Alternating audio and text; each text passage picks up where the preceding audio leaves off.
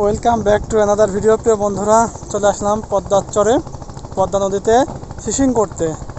আমার এক ভাই জাল ফেলানো হয়েছে, তো দেখা যাক এই জালে কি মাছ ধরা পড়ে। কন্টিনিউ করতে থাকুন প্রিয় বন্ধুরা। এটা আমাদের অঞ্চলে আতা জাল বলে বা লাইগুন জাল বলে। এই জালটাই পদ্মা নদীতে ফেলানো হয়েছে, তো দেখি কি মাছ ধরা পড়ে। কন্টিনিউ করতে থাকুন প্রিয় বন্ধুরা। জেলে ভাই রওনা দিল ছোট্ট একটা ডিঙ্গা নৌকা নিয়ে। আসলে এ ধরনের জাল মারতে হলে এ ধরনের নৌকায় লাগে, একজনাই হয়। এটা আমরা ডিঙ্গা নৌকা বলি।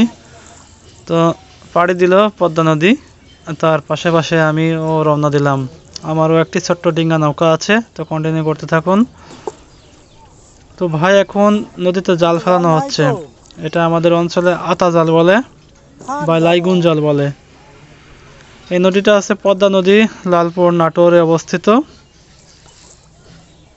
যেটা এসেছে রাজশাহী কুষ্টিয়া অঞ্চল দিয়ে আমাদের নাটোর পাবনার দিকে চলে গেছে এই নদীটা। তাই এখন শীত মৌসুম, শীতে পানি কমে গেছে।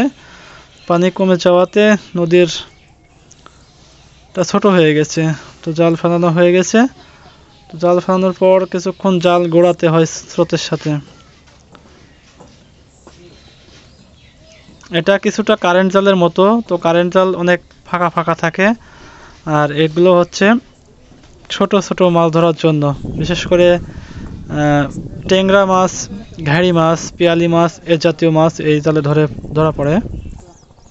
তো জাল ওঠানোর পর দেখতে পাচ্ছি প্রথমে একটা ট্যাংরা মাছ পেয়েছে। ট্যাংরা মাছটা ছোটানো হচ্ছে। দিন দিন মাছের পরিমাণ অনেকটাই কমে গেছে। জাল ব্যবহার করার পর এই মাছগুলো পাইলাম, অনেক কম মাছ। তো পদ্মা নদীতে এখন অনেকটাই মাছ কমে গেছে।